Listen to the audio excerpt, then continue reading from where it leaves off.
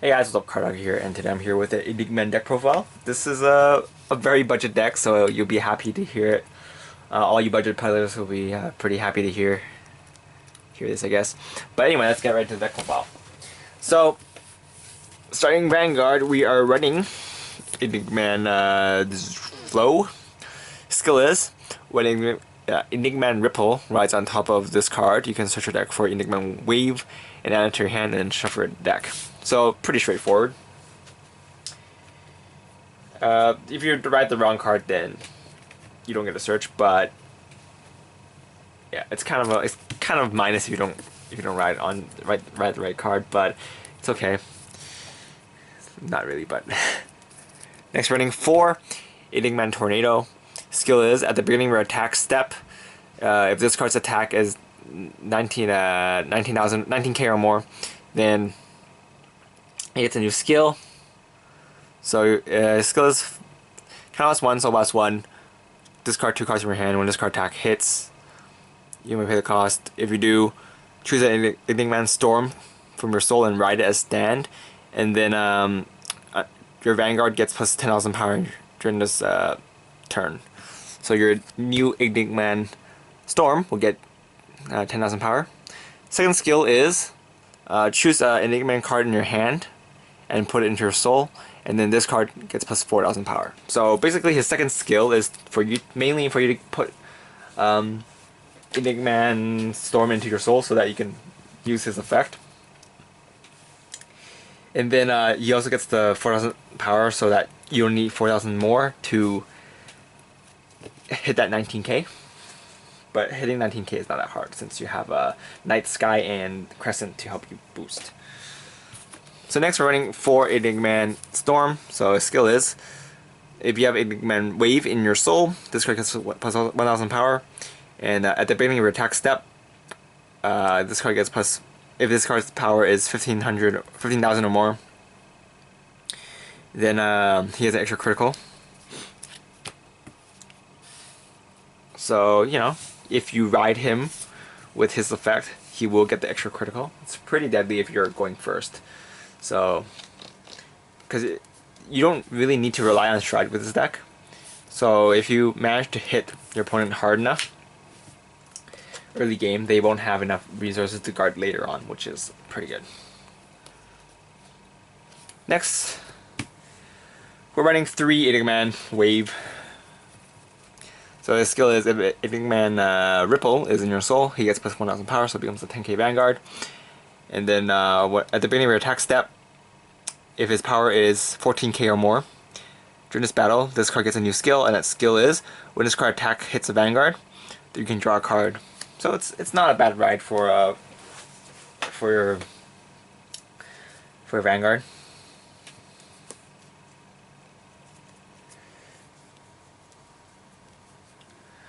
Next, we're running 4 Enigman Crescent. He's a new card from G-BT07, I believe. And his skill is, on the Vanguard circle and in the soul, he counts as Enigman Wave. So you cannot search for him with his skill because he's not, he doesn't count as an Enigman Wave in the deck. But his second skill is, when this card is placed on a rearguard circle, you can choose one of your Enigman Vanguards and have it gain plus 4,000 power. And then, if you have 5 damage or more, you can choose one of your grade 3 Enigman's Vanguards, and during this turn it gets a new skill.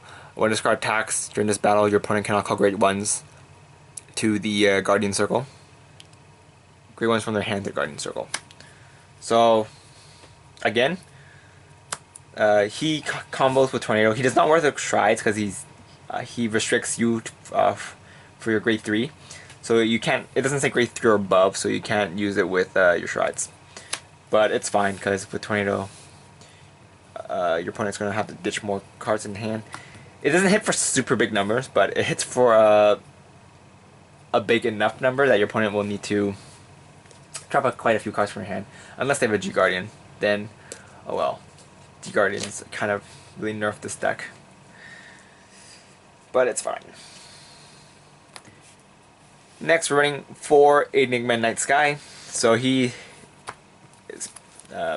skill is, kind of last 1 Enigman, and then choose and Enigmen Vanguard, and it gets plus 4,000 power this turn. So obviously you can use him or him to power your tornado up to hit 19k. Him being a special counter box is not that big. It's not that much of a problem because most of this deck is Enigman, so it's fine. Oops. Next we're running for Enigman Squall. He's also from G-BT07, and his skill is on the Vanguard or Vanguard Circle, Vanguard or Soul, Vanguard Circle or Soul. He counts as Enigman Ripple. So if you ride on top of him, you get a search. And his Vanguard Vanguard skill is Counter Boss 1. When this when this unit attacks or boosts and hits a Vanguard, if you have an Enigman Soul, you can pay the cost you do, choose one of your Enigman units, and it gets plus 4,000 power. So you have to hit for you to get the power, but it's fine because he is the 7k rate one, so he's a better booster than the original one, and yeah, he puts a bit of pressure, I guess. We are not running the original Ripple because I kind of don't have space for it, and I don't really want to run him because he's a 6k. But yeah, we're running 4 Enigman Cloud. Skill is Soul Boss 1. When this card is on a Vanguard Circle, you can pay the cost if you do. Look at the top 5 cards of your deck and search for a grade 2 or lower Enigman card, and then add it to your hand, and then shuffle your deck, and then choose a card from your hand and add it, put it into your soul. So basically, you can use this to put Enigman Storm into your soul also, or you can use them to put these to help you hit that 11k if you miswrote the card.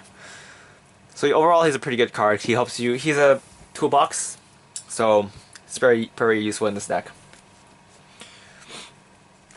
If you really want to, you can cut, I guess, one of him out for another Enigman Ripple, but I think running 4 of him is fine.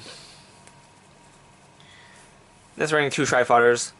Since most of the time you're gonna be putting storms into your soul, then having a Tri-Fodder is better. It's because you can have a better chance of stride if you can't get your tornado combo off. And then next we're running 4 Purple Guards. We're running normal Purple Guards because budget. Yeah. Next we're running 8 crit. These ones also, you also put this into soul if you want, because he also powers up. And then running 4 draw. And of course running 4 heal. Not really running stands in this deck. Simply, I like draws better in this deck than stands.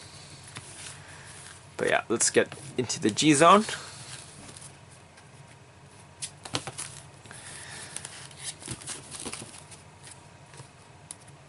So, we're running 2x Tiger. You guys don't really... I'm not going to explain too much of the G zone because it's pretty much identical to my Gallop deck. Running one Superman Omega. Dark Superhuman Omega, I think his name is. He actually helped me out a lot.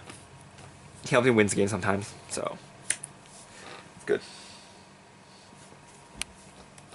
Running one X Phoenix. Running one X Falcon. Running 4 Gallop. If you guys don't want to run Gallop for budget reasons, then you can not run him. You're probably not going to run him using that often anyway.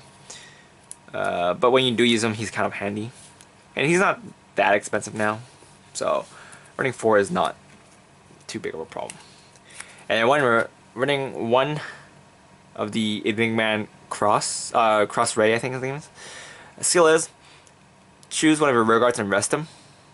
At the beginning of your attack step, you can, if this card's attack is 30,000 or more, you might pay the cost. Then if you do, during this turn it gives us 10k power.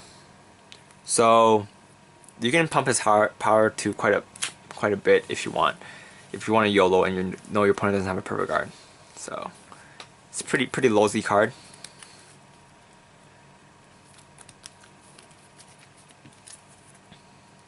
And yeah, you don't. I think you can loop his chain his effect on if you want. I think Aegis did to me once. It was pretty lousy. But yeah. G-Zone, running 2 Caribou. Skill is, when this card is placed on Guardian Circle, if your opponent's attacking for 30,000 power or more, during this battle, this card gets plus 10,000 power, and you can discard a card from your hand. If you do, during this turn, your Vanguard gets plus 4,000 power. So it's a permanent 4K boost for your Vanguard during this turn. So instead of being a 10K shield, it's more than that. It gives you an extra 4K too, so it's pretty nice. Next, we're running 2 of the one from Violet's collection. So skill is, when this card is placed on the Guardian Circle, if your opponent's attacking unit is 20,000 power or more, then it gets an extra 5K shield, so it's a 20K shield. Alright. It's also an Enigman, so if you guys like Enigman, then yeah. Next, we're running 1 Dismal. Protecting your Crescent and stuff, she's pretty good for that. Next, we're running 1 Screw, in case your opponent's attacking with their Stride unit that's not being boosted. This happened to Aegis once. I was attacking with my 26k Vanguard, and he couldn't use Caribou because it's only 26k, not 30k, so he can't use Caribou. And using Screw is the next best thing, so you never know what will happen. So having Screw was pretty good. But yeah, pretty much I guess the most expensive part of this deck is the G-Zone.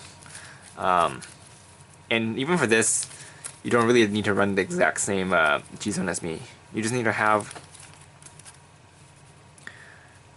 some of this stuff. This deck relies more on attacking your opponent early on. So yeah, this deck does not do that well late game. But anyway, that's pretty much it for this deck profile. Thanks for watching, guys. This is Cardfight, and I'll see you guys later. Bye!